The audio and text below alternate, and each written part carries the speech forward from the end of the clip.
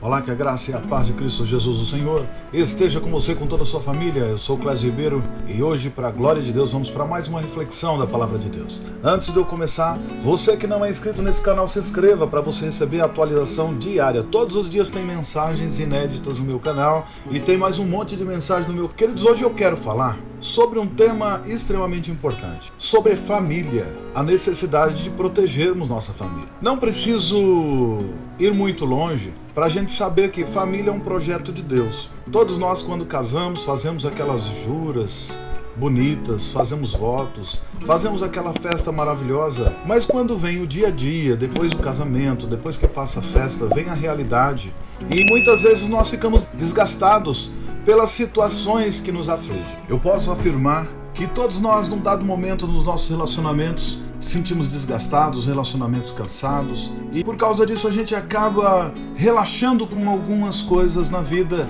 que nós não poderíamos jamais relaxar. A palavra de Deus, ela é muito clara, que a família é um projeto de Deus. Deus planejou a família logo no início do mundo, quando fez o homem, já falou, não é bom que o homem viva só. Para isso fez uma ajudadora para ele. E o que ocorre é que esse homem, ele teria que ter filhos com essa mulher, assim como todos os animais, para que eles pudessem encher a terra. Só que logo na sequência veio o pecado que derrubou essa família. Satanás tinha também o projeto de destruir a família. Logo no início, Adão e Eva caíram, pecaram, foram expulsos do jardim, tiveram filhos, Caim, Abel. Logo na sequência vem o inimigo e entra no coração de Caim e usa aquela tendência pecaminosa dele. Ele vai lá e assassina o seu irmão. Por quê? Porque o seu irmão Abel, Deus recebeu a oferta dele, recebeu ele. Deus recebeu Abel e não recebeu a Caim. Logo, a oferta não foi também recebida. Por causa disso, vai lá e mata. Se nós formos olhar a Bíblia por diversos ângulos e diversas famílias, nós vamos ver que Satanás, que o inimigo, ele tenta destruir a família de todas as formas. Mas o que acontece? Nós precisamos entender que a Bíblia também nos dá alguns padrões, algumas formas para que a gente possa entender, para que a gente possa construir relacionamentos saudáveis e não somente isso, para que a gente possa entender que é necessário que a gente venha blindar, proteger o nosso lar, proteger a nossa família. E como é que nós vamos fazer isso? Em primeiro lugar, vamos para a Bíblia. O livro de Deuteronômio 22, verso 8, vai dizer assim: quando você construir uma casa nova, faça um parapeito em torno do terraço, para que não traga sobre a sua casa a culpa pelo derramamento do sangue inocente, caso alguém caia do terraço. É muito importante a gente descobrir que existem falhas na construção, que muitas vezes, se a gente não prestar atenção em todos os detalhes, a gente vai ser culpado caso alguém venha se acidentar, caso alguém venha a ser destruído dos nossos relacionamentos. Nós olhamos aqui, esse texto fala sobre a casa, e era casa mesmo, bloco sobre bloco. E em cima, quando se construir, faça um parapeito, porque se você não fizer, você é o culpado caso alguém caia dali. Você está na tua casa e você não cerca o seu lar com tudo aquilo que a Bíblia manda. Mas o que manda? Nós vamos aprender ainda hoje. Com tudo aquilo que a Bíblia ensina, você não blinda o seu lar. Daí alguém cai, de quem é a culpa? Não, a culpa é dela, a culpa é dele, a culpa é do outro. Não, a culpa é nossa, porque todos nós temos que entender que Deus nos deu um lar. Assim como no livro de Efésios, que nós vamos ler mais para frente, Cristo é a cabeça da igreja, o homem é a cabeça do lar. Então, quando nós vamos falar sobre família, tanto o homem quanto a mulher juntos vão ter que trabalhar para edificar essa casa. E edificando a casa, cabe a responsabilidade deles de fazer também o parapeito, para que ninguém venha a ser culpado caso alguém venha a se ferir nesses relacionamentos. A segurança é uma das grandes preocupações em todas as coisas que a gente vai fazer. Em todas as casas nós temos que nos preocupar com segurança, que a cada dia estão mais fechadas. Se a gente for reparar, hoje tem portão. Eu moro em condomínio, então tem portão automático, tem muro. Em cima do muro tem cerca elétrica. Tem um monte de situações para proteger. E cada vez as casas estão mais fechadas, parecendo até mesmo celas. de tanta tranca, de tanta fechadura, de tanto portão, de tanta grade. Por quê? Porque é necessário proteger. Se aumenta o risco do lado de fora, mais você aumenta a sua proteção, porque ali vira a sua fortaleza. Dentro dali você está seguro. O que diferencia a segurança de quem está dentro por quem está fora é que você está com a chave. Então o dono da chave está seguro. Quem não tem chave está preso. No caso, preso do lado de fora. Mas as casas estão cada dia mais seguras, cercadas de equipamentos e recursos de proteção de todas as qualidades. Hoje tem agora equipamentos eletrônicos para monitorar a casa, tanto quanto está dentro, quanto você sai e está do lado de fora. Mas nós temos que entender que Deus, Ele é o nosso maior protetor. Não adianta a gente investir, adianta, nós temos que investir. Mas, no entanto, nós temos que prestar atenção que Deus, Ele guarda a nossa casa. Isso tudo, todos os equipamentos, às vezes não é suficiente, mas nós temos que nos lembrar, como o salmista no Salmo 127 diz: se não for o Senhor o construtor da casa, será inútil trabalhar na construção. Se não é o Senhor que vigia a cidade, será inútil a sentinela montar guarda. Será inútil levantar cedo e dormir tarde, trabalhando arduamente por alimento. O Senhor concede o sono àqueles a quem ama.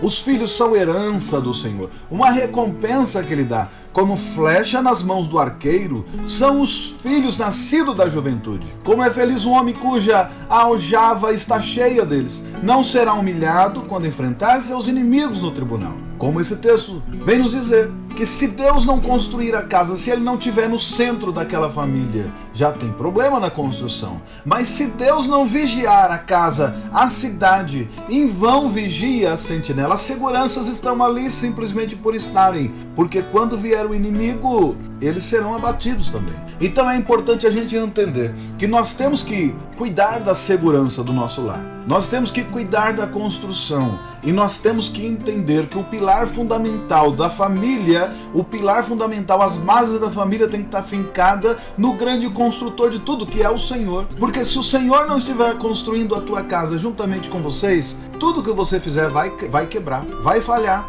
Isso quem está dizendo não sou eu, é a palavra de Deus que está dizendo. Muitas residências elas estão bem trancadas, mas o inimigo ele entra de outra forma, roubando a paz, matando a alegria e destruindo o amor no lar. Nós temos que compreender que o verdadeiro inimigo, nós estamos numa luta que não é contra a carne nem contra o sangue, é contra principados e potestades. E se tem um lugar que o inimigo está investindo cada dia mais é em destruir as famílias. E ele não quer simplesmente matar, como a palavra diz, que o ladrão vem para matar, roubar e destruir. Não vem só para isso. Ele quer rir de você, ele quer roubar a sua paz, ele quer te ridicularizar, ele quer destruir o seu lar, destruir o amor no coração de vocês, quer que vocês vivam uma vida no verdadeiro pandemônio. O diabo não quer só que a família cristã seja destruída, que tenha separação. Eles querem que vocês sejam uma vergonha na região onde vocês moram. O diabo ele não está satisfeito só em matar. Ele não está satisfeito só em acabar com o seu relacionamento. Ele quer que vocês sejam motivo de chacota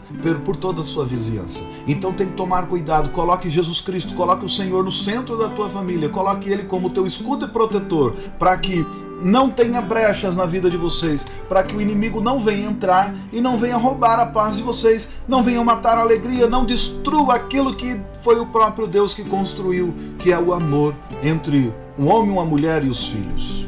Dentre todas as ordenanças da lei, o texto de Deuteronômio 22, verso 8, ele demonstra uma preocupação com a segurança da casa, principalmente na parte do terraço, que é a cobertura, que devia ter um muro para evitar alguma queda. De forma semelhante, nós precisamos nos preocupar com detalhes para a segurança da nossa família, principalmente com a cobertura. Muitas vezes, pelas pessoas defender tanto a questão de machismo e feminismo, e essa luta entre homem e mulher que é completamente desnecessária porque um completa o outro e vice-versa, um precisa do outro. E por causa disso não cuida da cobertura. E como a palavra já nos orienta, assim como Cristo é o cabeça da igreja, um homem o cabeça do lar e a mulher a sua ajudadora. Então os dois juntos, os dois juntos, sob uma mesma missão, eles conseguem ter uma família feliz. Vamos refletir mais alguns exemplos de pessoas que protegeram suas famílias em meio ao perigo. E isso nós vamos ver através da Bíblia Sagrada. Porque a Bíblia ele é o nosso guia de fé e prática. Não adianta a gente buscar em horóscopo, não adianta a gente buscar com psicólogos, embora psicólogos são bons profissionais. Se você estiver precisando, procure, mas primeiro vá para a Bíblia.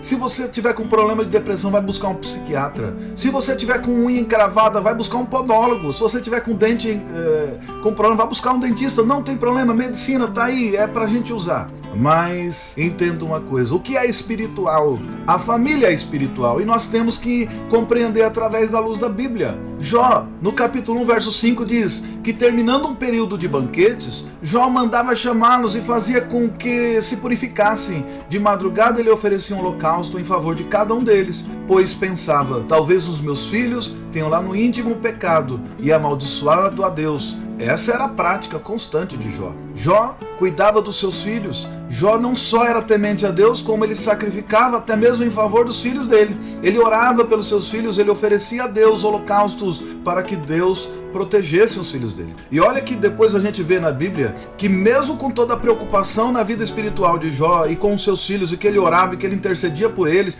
que ele pedia até mesmo perdão pelos pecados do filho, embora Jó fazia tudo isso, ele perdeu todos os seus filhos posteriormente. Por que ele perdeu? Por causa de não foi nenhuma negligência da parte dele, mas Deus permitiu que Jó fosse tentado, que Jó fosse provado, e tocaram em tudo que tinha. O inimigo veio e tocou em tudo, inclusive nos filhos de Jó, e levou eles, com a permissão de Deus. Mas Jó se manteve fiel. Não foi por falta de cuidado dele ou negligência. Eu tenho visto uma multidão de pessoas que acham que ensinar o caminho que deve andar para o filho é simplesmente colocar ele no colo e levar para a igreja, levar ele para os cultos forçado. Ensinar o caminho que deve andar é além disso, querido. É algo que vai além. Com o teu exemplo, com o teu testemunho, com a sua prática cristã diária, com o seu devocional diário, não somente com isso, com a tua vida. É necessário ensinar o caminho do Senhor, mostrar para ele o que é Cristo e o que é Cristo em nós. E porque nós somos pequenos cristos, nós temos que ler a Bíblia, mostrar o que a Bíblia diz e viver isso, para que os nossos filhos possam entender que por mais que nós somos homens,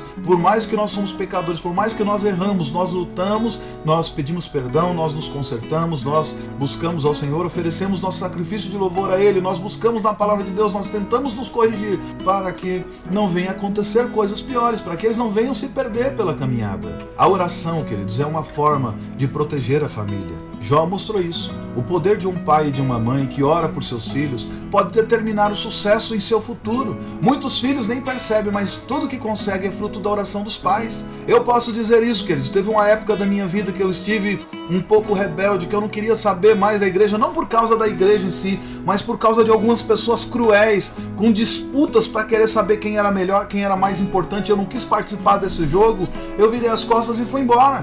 E eu saí. O problema é que quando eu saí, o mundo inteiro me abraçou e parece que todos os manjares do mundo era bom demais. Mas no fundo, aquele tinha sabor de fel, na verdade. Porque no começo era bom, depois vinha a desgraça que acompanhava tudo. Mas enquanto eu chegava tarde da noite, tinha dias de eu chegar às 5 horas da manhã, minha mãe não tinha dormido, ela ainda estava na mesa, sentada orando. Jesus, cuida do meu filho, proteja ele, o Senhor teve promessas na vida dele, não é possível que o Senhor tenha esquecido. Eu lembro-me quantas vezes eu cheguei em casa e minha mãe estava à mesa orando por mim. E se teve uma coisa que me trouxe de volta para os caminhos do Senhor, foram as orações da minha mãe. O pouco entendimento bíblico que ela tinha. Minha mãe quase não entendia nada da Bíblia. Você lia um texto para ela, ela não entendia absolutamente nada. Mas ela sabia que Jesus podia cuidar de todos os filhos dela. E ela estava ali orando e pedindo proteção para eles. Enquanto eu tive um da família lá que só usava a boca para amaldiçoar, minha mãe estava orando pelos filhos. Orando! Quantas vezes eu peguei ela no flagrante. Cheguei em casa e vi mamãe orando por mim. E aquilo me deu ânimo para eu voltar um dia à casa de Deus, à casa do verdadeiro Pai, e me consertar com Ele, porque eu vi o verdadeiro exemplo de alguém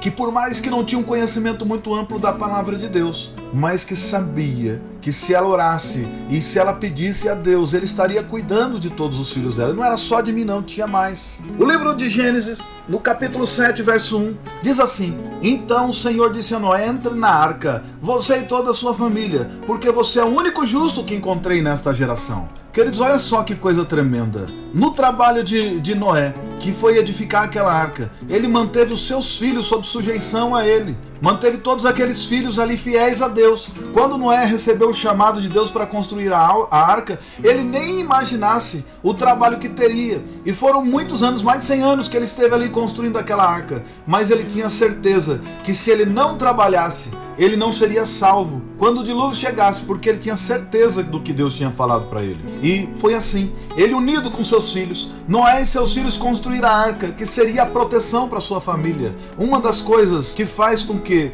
uma família seja salva, seja protegida, é que todos andem em união. Como o próprio Jesus diz, um reino dividido ele não prospera. Se é assim no reino do inimigo, imagina no nosso. Nós temos que estar unidos. Brigas todos nós vamos ter. Engana-se quem diz que é fácil viver em família. Está completamente enganado. Não é fácil viver em família. Mas mente quem diz que é possível viver sem ela. Não é possível viver sem família. É necessário, é essencial, nós precisamos um do outro. A palavra de Deus vai nos dizer: assim como o ferro afia o ferro, assim homens afiam homens. Noé entrou na arca e ele levou toda a família. Por quê? Quando Deus deu uma palavra para ele, que iria cuidar dele, de toda a sua descendência, ele cuidou dos seus filhos, protegeu eles, colocou eles para trabalhar juntos enquanto estava falando. Cada prego que ele batia naquela arca, que eu não sei, não tinha prego, mas cada encaixe perfeito que ele fazia ali, ele estava cortando uma madeira e ele estava falando do que Deus iria fazer, e foram salvos todos eles. Uma das formas de proteger a família também é o trabalho, trabalhando todos juntos, principalmente se forem conjuntos. Quando você estiver ali unidos, como as pessoas costumavam dizer, a união faz a força. Unidos, nós somos mais fortes. Um cordão de 3 dobras não se quebra facilmente. Quando nós estamos todos juntos lutando pelo bom andamento do lar, uma das maiores heranças que os pais podem deixar aos seus filhos é ensinar a trabalhar juntos. Todas as vezes que nós estamos trabalhando juntos, unidos, sai mais rápido a situação e ninguém fica murmurando, e ninguém fica mais cansado do que o outro. E quando nós não estamos cansados, não tem tempo para briga, só para alegria. Uma das coisas que nós temos que fazer para proteger a família é aprender a perdoar. Queridos, como é difícil isso daí. Só que o perdão é essencial. O termo de perdão na Bíblia, já logo no livro de Gênesis, a gente pode ver o sacrifício de um animal, quando Deus mata um animal e sacrifica ele para usar a pele para fazer uma roupa para Adão, já que Adão estava usando folhas. Mas quando chega no livro de Êxodo, o texto de Êxodo vai mostrar outra forma. Êxodo 12, 22, 23 diz assim: Então Moisés convocou todas as autoridades de Israel e lhes disse: escolham um cordeiro, um cabrito para cada casa, cada família, sacrifiquem na Páscoa, molhe um feixe de sopo no sangue que estiver na bacia e passe o sangue na viga superior e nas laterais da porta. Nenhum de vocês poderá sair de casa até o amanhecer. Quando o Senhor passar pela terra para matar os egípcios, verá o sangue na viga superior e nas laterais da porta, e passará sobre aquela porta, e não permitirá que o destruidor entre na casa de vocês para matá-los. Queridos, essas foi a 10ª praga do Egito, né? A praga que eu não desejo para ninguém, porque levou o seu primogênito. Toda família, a pessoa pode ter 10, 20 filhos, mas o primeiro sempre é o mais marcante. É aquele que você teve que aprender tudo. Foi o que você aprendeu a amar, que você aprendeu a se decepcionar, você aprendeu a orar por ele, você aprendeu a perdoar, você aprendeu a pedir perdão. Você vai aprender tudo com o mais velho, com o teu primogênito. Agora imagina que no Egito eles perderam, todo mundo perdeu o primogênito. Isso aconteceu porque Deus estava mostrando toda a ira que ele tinha contra aquele povo, pela desobediência de Faraó, porque Faraó não queria liberar aquele povo para ir embora. Mas os lares do povo de Deus, que estava com os umbrais da porta lavado com aquele sangue, nenhum mal aconteceu, porque antes eles celebraram a Páscoa e eles passaram o sangue do cordeiro no umbrais da porta. Queridos, o que eu quero dizer é que hoje nós não precisamos mais matar nenhum cordeiro, mas hoje nós temos uma comunhão com Cristo Jesus, que o sangue do cordeiro que foi vertido na cruz do Calvário por nós, que você possa passar ele na tua família, que você possa levar a tua família aos pés do Senhor e ser purificado pelo sangue de Jesus, que ele vai perdoar todos os seus pecados e ele não vai mais permitir que os pecados que seriam castigados dos pais nos filhos até a segunda, terceira e quarta geração. E isso vai ser tudo quebrado na cruz. Então se achegue a Deus pelo poder de Jesus, o sacrifício vicário dele na cruz do Calvário. Receba esse perdão, porque o perdão de Jesus ele nos devolve a comunhão com o Senhor. Porque quando nós confiamos os nossos pecados a Ele, nós ficamos livres da condenação, como está escrito no livro de Romanos. Portanto, agora não há condenação para os que estão em Cristo Jesus. E o verso 5 vai completar: quem vive segundo a carne tem a mente voltada para a carne e deseja o que é da carne, mas quem vive de acordo com o Espírito tem a mente voltada para o Espírito, para o que o Espírito deseja. Como a João Ferreira de Almeida vai dizer: portanto nenhuma condenação há para os que estão em Cristo Jesus, porque não anda segundo a carne, mas sim segundo o Espírito. Muitas famílias elas estão destruídas, primeiramente pela mágoa e o rancor. Rixas que ficam lá por décadas. Eu vi isso dentro da família dos meus pais. Lar dividido, porque existiam os filhos do pai e os filhos da mãe, e existiam os filhos de nenhum dos dois. Cada um com seus problemas. E isso daí dividiu uma família que tinha tudo para ser uma família abençoada. E levou décadas para que pudessem entender que era uma família só e que não precisava ter divisão. Mas até então, custou caro. Por que é importante a gente tocar nesses assuntos? Porque é importante a gente falar dos nossos problemas que nós tivemos. Sabe por quê? Porque toda família tem problema, querido. Quando a gente olha de longe, parece que a grama do vizinho sempre é melhor do que a nossa. Mas nós temos que aprender ou com os nossos erros ou com os erros dos outros. Sábio é quem aprende com os próprios erros. Só que mais sábio ainda é quem aprende com os erros dos outros. Nós não precisamos passar pelos mesmos erros. Nós temos que aprender que perdoar é algo maravilhoso. Você perdoa, você se vê livre daquilo. Se a pessoa está sendo cínica, falsa, é simples, não ande com ela. Porque tem pessoas que vêm pedir perdão por um mero protocolo. Eu tive um caso desse, eu não vou citar nomes, mas teve uma pessoa que aprontou algo muito grave comigo. Mas foi muito grave mesmo. Bota grave, irmãos. Você está pensando que foi mais grave ainda. Só que acontece, ele recebeu uma justa punição na igreja. Olha, a igreja deixou ele de lado, de escanteio, porque afinal de contas era um crime grave. É crime, inclusive. Só que a pessoa, porque a igreja pressionou ele veio pedir perdão a mim. E olhou, inclusive com testemunhas, olhou bem no centro dos meus olhos e falou: olha, se eu te fiz alguma coisa, me perdoa. O perdão eu já tinha dado há muitos anos atrás. Tanto que eu não cobrava mais disso. Mas quando a pessoa falou aquela frase, se eu fiz alguma coisa, me perdoa. Eu falei: mas como assim? Você cometeu um crime. E se eu fiz. Então a pessoa nem está reconhecendo que fez, então do que há de haver perdão?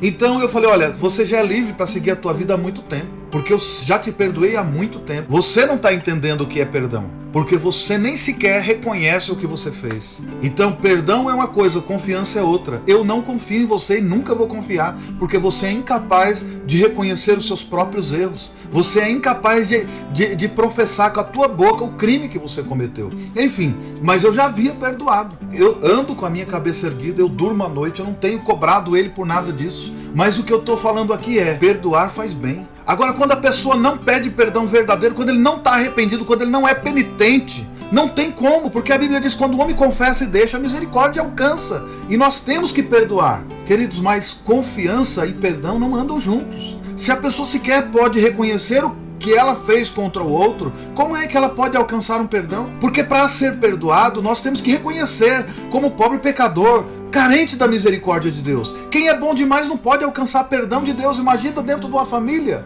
Aquele que trai tem que professar: eu traí, me perdoe. Da pessoa se perdoa, ela pode perdoar, ela deve perdoar. Continuar no relacionamento é outra coisa, mas ela deve perdoar. Alguém pegou dinheiro emprestado seu, não pagou, comprou, não pagou, falou mal de você. Se a pessoa volta e pede perdão, confessando, chorando, arrependido, nós temos que perdoar. Agora, se a pessoa chega: olha, se você se sentiu magoado pelo que eu fiz, você me desculpa. Isso não é pedir perdão. Aonde é que está o penitente aí? Aonde está o arrependimento? Então, é necessário, para viver uma família feliz, aonde tem arrependimento, deve ser liberado perdão e procurar lutar com todas as forças, restabelecer relacionamentos. Mas para restabelecer relacionamentos tem que ter confiança restaurada. E confiança leva tempo. A pessoa tem que provar. João Batista diz: quem foi que disse para vocês que vocês podem se livrar da ira vindoura, ó raça de víbora? Pois eu digo a vocês: produza frutos dignos de arrependimento, porque o machado já está posto à raiz,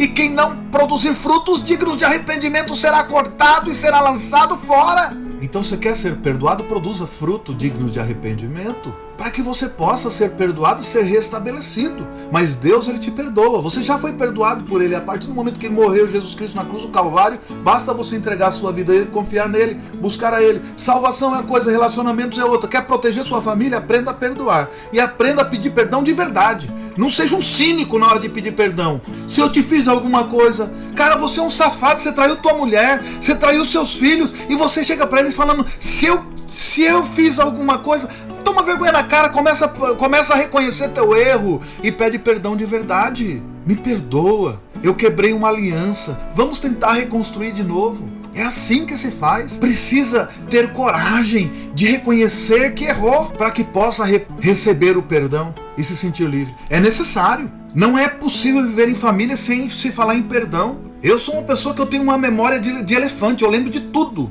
Eu lembro de tudo, até das coisas que eu aprontei também. Então por isso que na hora que eu vou pedir perdão para alguém, é fácil eu falar do que eu fiz, porque eu lembro. Eu lembro. E mesmo depois de perdoar, eu continuo lembrando. Mas eu não cobro mais a pessoa. Eu não esqueci, não. Mas se eu perdoei, eu falo, você está perdoado. Eu não vou mais te cobrar sobre isso. Se sinta livre. Agora a confiança é outra coisa, vai ter que trabalhar muito para conquistar. O livro de Provérbios traz um seguinte ditado. Provérbios 31, verso 1 e 2. São conselhos. Provérbios. Ditados do rei Lemuel. Uma exortação que sua mãe lhe fez. Ó meu filho, filho do meu ventre, filho dos meus votos. Queridos, para a gente ter uma ideia, Lemuel significa consagrado. E nós não sabemos realmente quem é esse personagem. Eu acredito, e muitos também acreditam, que seja o próprio Salomão sendo aconselhado por sua mãe sobre como liderar o povo de Massá. Mas, no entanto, não há certeza sobre isso. Eu não posso chegar aqui e falar assim, é certeza disso. Mas o que a gente precisa entender? Que nesse texto está fazendo uma referência ao comportamento rebelde que o povo de Deus teve lá em Meribá. Que isso rendeu não só um texto de Êxodo, mas teve mais um livro de Salmos e teve mais um nas cartas de Paulo que foi repetido. O texto vai dizer assim, Êxodo 17, verso 7. E chamou aquele lugar Massá e Meribá, porque ali os israelitas reclamaram e puseram o Senhor à prova, dizendo, o Senhor está entre nós ou não? Que eles estavam com sede, eles foram clamar por água e foram lá reclamar e murmurar. Por causa disso, até mesmo Moisés sofreu uma dura queda. Ele não pôde mais entrar na terra prometida porque ele perdeu a cabeça. Ele perdeu a cabeça por causa dos murmuradores. Por causa de pessoas, Moisés perdeu a terra prometida. Cuidado você para não sucumbir à pressão e à fofocaiada, à intriga, à rebeldia das pessoas e perder aquilo que Deus tem para você. Por isso, quando ouvir a voz do Senhor, os vossos Deus, não endureçais o vosso coração como fizeram os vossos pais lá em Meribá no dia da rebelião. É importante a gente entender isso. É interessante que esse texto é que Lemuel repassa os conselhos recebidos por sua mãe. Isso mostra uma forma de defender a família, um diálogo. Quando há diálogo, quer orientar um filho, converse com ele. Se você chegar para uma criança, eu tenho 2 filhos, você fala, não faça isso. Eles vão lá e faz. E a gente vai lá e repete, não faz. Agora se a gente convencer, mostrar para eles que eles não podem fazer, eles passam a não fazer mesmo. Só que sabe o que acontece? Nós somos humanos. Eu prefiro falar não pode, não faz e fazer cara brava e feia e depois dar uma chinelada do que perder tempo orientando. Eu faço isso. Eu erro constantemente. Depois eu tenho que lembrar, falar, não é assim, eles são só meninos. Vou lá e tento. Mas antes disso eu já passei um nervoso fenomenal. Não passei nervoso por causa deles, passei nervoso por causa de mim, que fui burro. Eu já sabia. Eu poderia conversar com eles, mas não. Eu quis agir pelo ímpeto. Vamos lá, vai fazer assim porque eu sou eu que estou mandando, sou teu pai. Só que o problema é que eles não são máquinas a serem programadas. Não adianta escrever a linha e apertar Enter. Tem que ter diálogo. Quando os membros de uma casa conversam e procuram conselho antes de tomar decisões, o lar fica mais seguro. A pior decepção que se tem com alguém que amamos, a que acontece no lar, é quando você é a última a ficar sabendo de alguma coisa. Queridos, eu casei em 2008. Não houve uma decisão que eu tenha tomado na minha casa que eu não tenha, antes de tomar, consultar a minha esposa. Às vezes eu já chego com um projeto pronto, dá para fazer isso, aquilo. Sento com ela, e aí, o que você acha? Vamos fazer? Explico.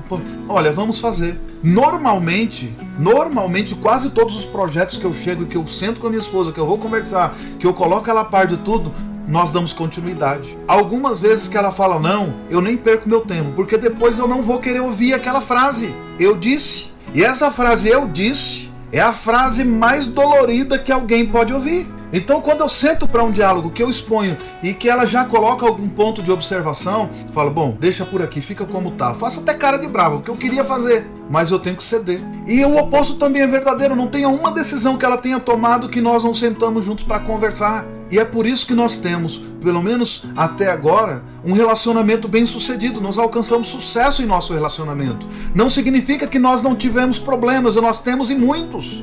Porque, como já falei, engana-se quem diz que é fácil viver em família, mas mente quem diz que é possível viver sem ela. Nós temos problema, mas uma das coisas que nós temos é sentar e conversar. Nos momentos que eu estou nervoso, muito nervoso, ela me conversa, me chama a responsabilidade. Calma. No momento que ela está nervosa, eu vou lá e faço a mesma coisa. Por quê? É uma família. Agora com filhos não. Tem uma hora que a gente tem que dar ordem. E se não resolver, irmãos, nós temos que fazer o que a Bíblia diz. Corrigir o teu filho. Se for preciso, é o que a Bíblia está dizendo mesmo. É isso que você repetiu.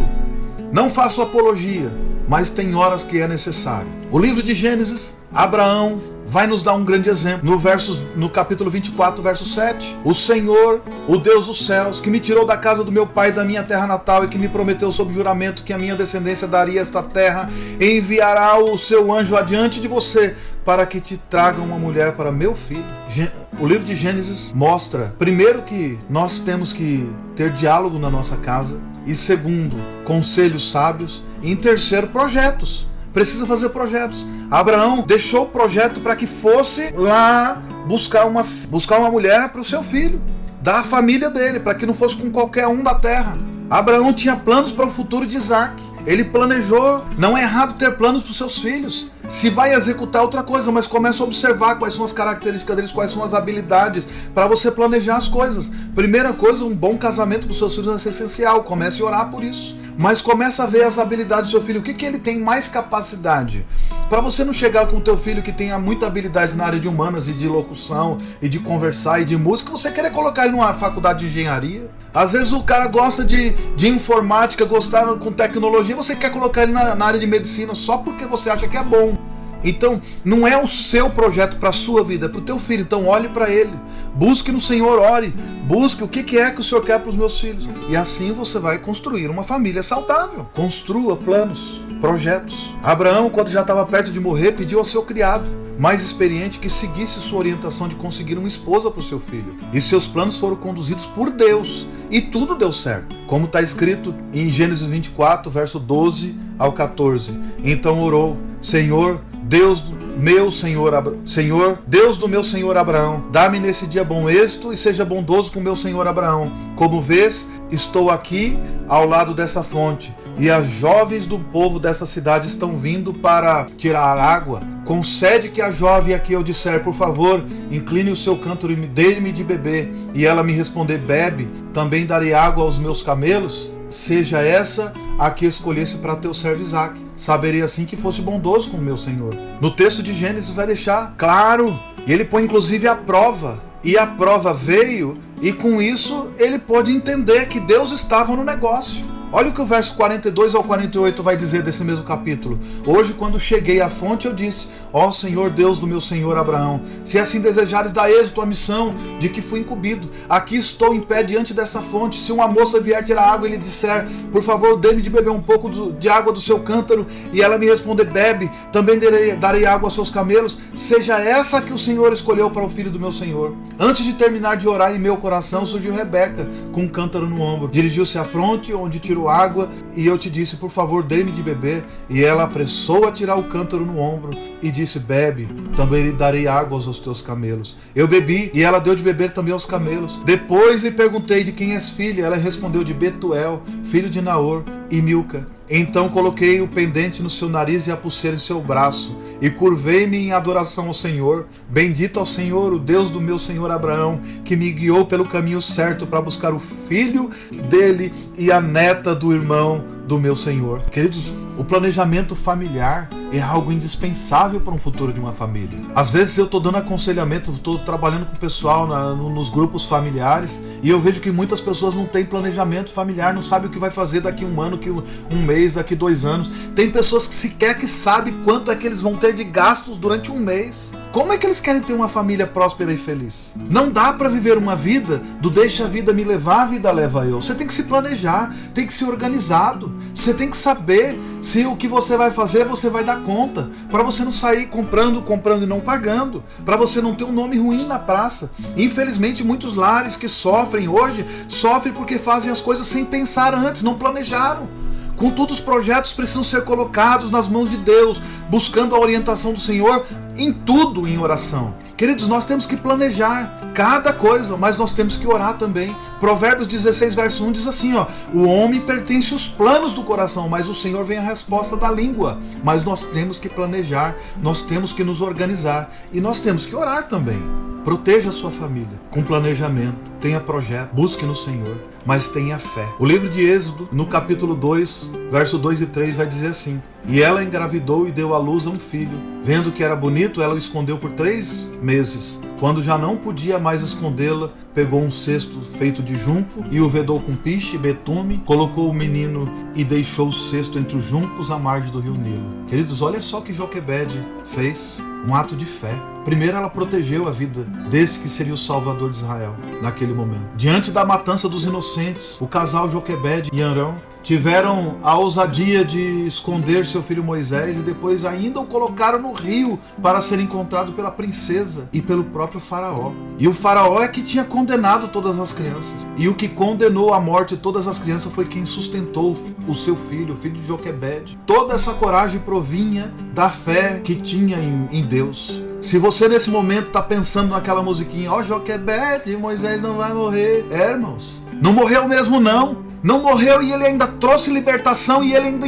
imputou um duro golpe sobre o povo do Egito. Porque saiu de lá com muitas riquezas. Saiu de lá, deixou para trás eles ainda devastados, porque todas as famílias ainda perderam o seu primogênito. E ainda se não bastasse, perderam do seu melhor exército quando foram tentar atravessar o Mar Vermelho. E foi criado como filho da filha de Faraó. Porque Faraó merecia também todo o castigo pelo que ele tinha colocado de peso sobre o povo de Israel. Queridos, para defender a família é preciso ter coragem. Mas não apenas uma valentia carnal. Não é importante só querer sair no braço com as pessoas, mas é importante que você tenha uma fé sobrenatural, tenha uma fé no Senhor. Diante de um mundo tão violento como nós estamos vivendo hoje, você permitir que seus filhos saiam para estudar, eles saiam para trabalhar, que eles saiam para viver a sua vida, e você não precisa defender com suas próprias mãos, mas você tem joelho, coloque no chão, ore pela sua família, busque no Senhor, que Ele vai dar livramento, que Ele vai colocar os anjos ao redor para proteger, para guiar, para guardar os seus filhos. E pode ser que venha pandemia, pode ser que venha doenças, pode ser que venham guerras, que venha batalha, mas a Bíblia nos diz que 1000 cairão ao seu lado, 10.000 à tua direita, mas você e a tua casa não será atingido. Somente com teus olhos olhará e verá a recompensa dos ímpios. Essa é a promessa do Senhor para aqueles que descansam à sombra do Onipotente. Diante de um mundo tão violento, nós somos incapazes de nos defender com as próprias mãos. Por isso nós precisamos confiar no Senhor, que Ele nos dê os livramentos. A fé serve como um escudo de proteção para as nossas famílias. A fé é tudo que nós precisamos em dados momentos da nossa vida. Quando nós estamos passando por momentos da nossa vida que não vemos mais saída, que não tem mais o que fazer, tem ainda o que fazer, é só confiar no Senhor. Efésios 6,16 diz assim, além disso, usem o escudo da fé, com o qual vocês poderão apagar todas as setas inflamadas do maligno. É com o escudo da fé que o maligno se levanta para tentar derrotar a sua família, mas o milagre já está feito, porque o Senhor está com você e nenhum mal vai chegar à tua tenda. Tenha sonhos. A sua família precisa de sonhos. Sonhe juntamente com eles, como José e Maria sonhou. Mateus 1:20. Mas depois de ter pensado nisso, apareceu-lhe o anjo do Senhor em sonho e disse: José, filho de Davi, não tema receber Maria como sua esposa, pois o que nela foi gerado procede do Espírito Santo. Depois que partiram, um anjo do Senhor apareceu a José em sonho e lhe disse: levanta-te, toma o menino e sua mãe e fuja para o Egito, fique lá até que eu diga a você, pois Herodes vai procurar o menino para matá-lo. Verso 19 e 20 vai dizer assim, depois que Herodes morreu, o anjo do Senhor apareceu em sonho a José e disse no Egito: volte, levante, tome o menino e sua mãe, vá para a terra de Israel, pois estão mortos os que te procuravam a tirar a sua vida. Não só esse José, mas o José do Egito teve sonhos também e se cumpriram. É necessário ter sonhos em família. José e Maria tinham um sonho de casar e ter filhos e estavam se preparando para isso, mas eles foram surpreendidos com a visão de Deus, falando com ela e depois com ele. E José foi firme e manteve-se Maria ali, mesmo sabendo que o filho não era dele, mas ele tinha entendido que aquilo era do Senhor, que era do Espírito Santo, que era o cumprimento da promessa. E eles se mantiveram juntos. E quando ele nasceu, ele recebeu o sonho para fugir, ele fugiu. Quando ele recebeu em sonho de novo a mensagem para voltar, ele voltou, porque nós temos que confiar que Deus fala conosco, nos nossos sonhos. Deus pode estar falando com você, uma forma de prover tudo que a tua família precisa. Quando realmente vivemos na direção do Senhor, nós somos orientados por Deus em tudo. Deus nos revela os seus projetos, Ele nos protege de tudo que contraria seu propósito para nós. Peça ao Senhor que te mostre sinais de que deva fazer ou evitar. Queridos, eu moro hoje na casa que eu estou aqui, foi uma promessa de Deus. A casa onde eu estou gravando essa mensagem aqui foi uma casa que Deus me deu quando eu não tinha dinheiro para comprá-la. E é uma casa muito boa, muito confortável por sinal, que é um sobrado. E quando eu falei para as pessoas que Deus tinha me revelado que eu ia morar num sobrado, toda a igreja ria da minha cara. As pessoas fizeram piadas durante muito tempo, mas Deus já tinha falado comigo, Ele tinha me revelado. E eu fui e comprei o relógio, que eu falei assim, Deus vai me dar a casa com todos os móveis, eu quero pelo menos o relógio. Eu fui e comprei, Deus me deu a casa, só não tinha relógio, tudo mais tinha. Por quê? Valeu apenas eu confiar no Senhor, que aquele sonho que Ele tinha me dado, aquela revelação que Ele deu, a profecia que Ele deu por outra pessoa para confirmar o sonho que Ele já tinha me dado, se cumpriu, mas precisa confiar. E quando eu contei o sonho para minha esposa, que na época era minha noiva, que nós íamos casar, ela acreditou juntamente comigo, nós lutamos, fomos atrás, procuramos e Deus nos deu. Na época eu financiei em 25 anos, creio eu, mas em 4 para 5 anos nós quitamos a casa. Por quê? Porque Deus deu o milagre e depois Ele deu a provisão para que a gente conseguisse quitar. É assim, tenha sonhos, confie no Senhor, tenha projetos e continue confiando nele, porque Ele é com a tua família. Queridos, a família foi criada por Deus, Ele é projeto dele. Você acha que Deus vai fazer a tua família para deixar você naufragar? Como Jesus disse para os fariseus, Moisés criou o divórcio, foi por causa da dureza do coração de vocês. Ele deu essa carta de divórcio por causa da dureza do povo. Se a tua família está passando por problemas e você tem um coração duro demais, não adianta nem orar. Você tem que amolecer esse coração. O livro de Ezequiel já diz que o Senhor tiraria um coração de pedra e colocaria um coração de carne e sopraria sobre ele o Espírito Santo. O que você está fazendo com esse coração duro ainda? Deus pode fazer uma cirurgia aí e trocar esse teu coração de pedra e colocar um coração de carne para que você aprenda a perdoar, para que você aprenda a ser sensível à voz de Deus, para que você tenha os seus ouvidos limpos para ouvir a palavra de Deus e para você ser o cabeça da tua casa, que foi isso que Deus te vocacionou. A família foi criada por Deus, que é o principal defensor da família. O inimigo quer destruir tua casa e você às vezes quer ouvir o inimigo. Ouça a Deus. Por isso nós podemos confiar que a mão do Senhor está sempre segurando a nossa casa. Isaías 43, verso 13 diz assim, desde os dias mais antigos eu sou, não há quem possa livrar alguém da minha mão. Agindo eu, quem pode desfazer?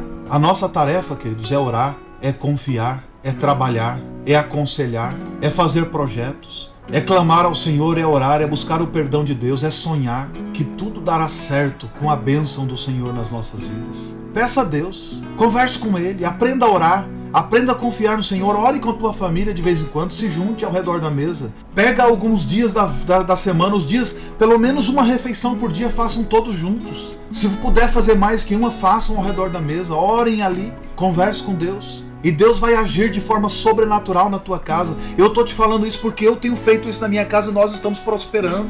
Temos dificuldade? Temos.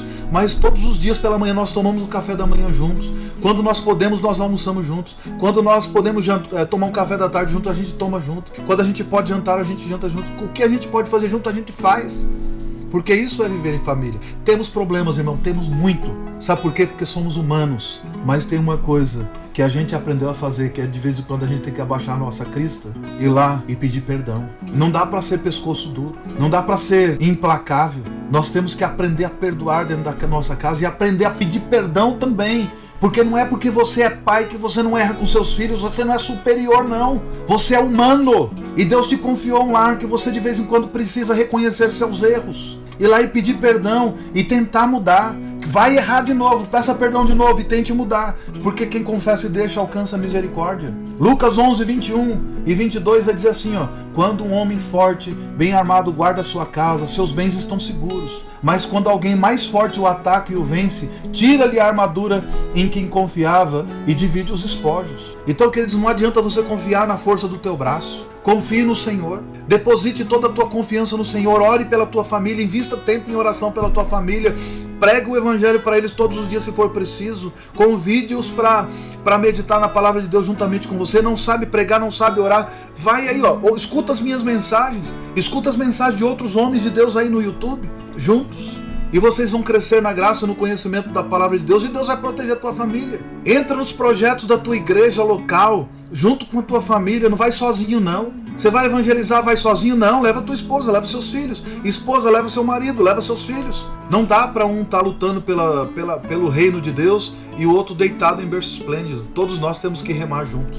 Que Deus abençoe tua casa, que Deus te proteja, que Ele te guarda, que Ele faça resplandecer o rosto sobre vocês, que Ele tenha misericórdia de vós, que Ele te dê a paz. E confie que o Senhor está guardando a tua casa. Mas coloque em prática um pouco disso que eu tenho mencionado aqui, que você verá que Deus vai começar a agir em toda a sua família, em o nome de Cristo Jesus. Amém.